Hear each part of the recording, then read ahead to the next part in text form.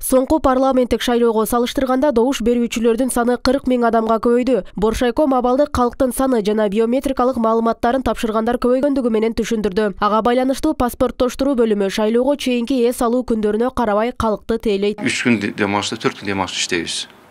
Ошо шайлоо күндө иштейбиз.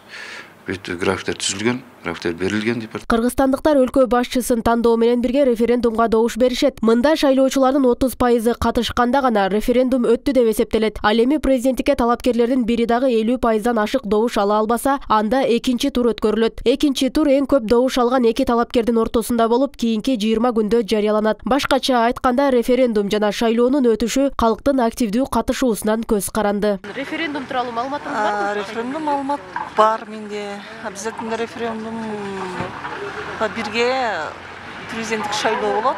Ошого катышабыз. Же болсо президентский, же парламентский да. Маалыматтарыбыз бар. Кудай кааласа 10 январь күнү шайлайбыз. Катышыш керек. Биздин келечегибиз ошол да.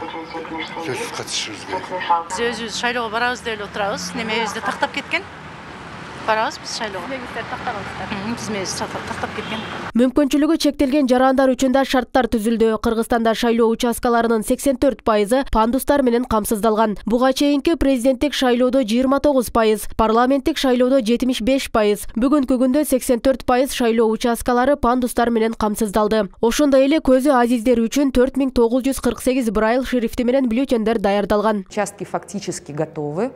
Шайлоого чейинки даярдыктар тизме тактоо мезгилине көз салдык. Азырынча шайлоочулар жана байкоочулар тарабынан орчундуу кемчилик айтылган жок. Ошол эле учурда белгилеп кетүү керек, мүмкүнчүлүгү чектелгендерге шарт түзүүдө жылыш бар. Мисалга, азыр биз турган участкада пандус, лупа, брайл шрифтери бар.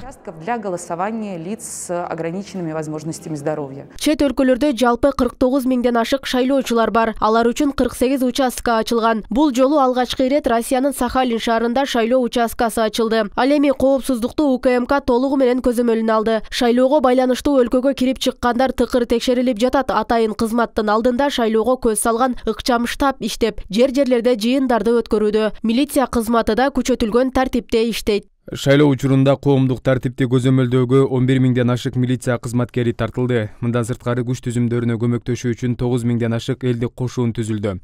Өлкө аймагындагы жалпы 2426 шайлоо тилкелерине 5400дөн ашык милиция кызматкери бекитилди. Ички иштер министрлигинде шайлоого байланыштуу мыйзам бузуу боюнча жалпы 50 факты катталган. Алардын ичинде 5 добуш сатып алууга аракет кылгандар боюнча козголгон кылмыш иштер бар. Белгилей кетсек, эң көп шайлоочулар Ош облусунда 20% түзөт. Андан кийинки Жалал-Абад, Чүй облусу жана Бишкек шаарында добуш бере турган жарандар басымдуулук кылат. Ал эми эң аз добушту Ош шаары жана Талас облусунун жарандары берет. Ахматжан кызы, Мирзат Нуманов, 7 канал, Ош.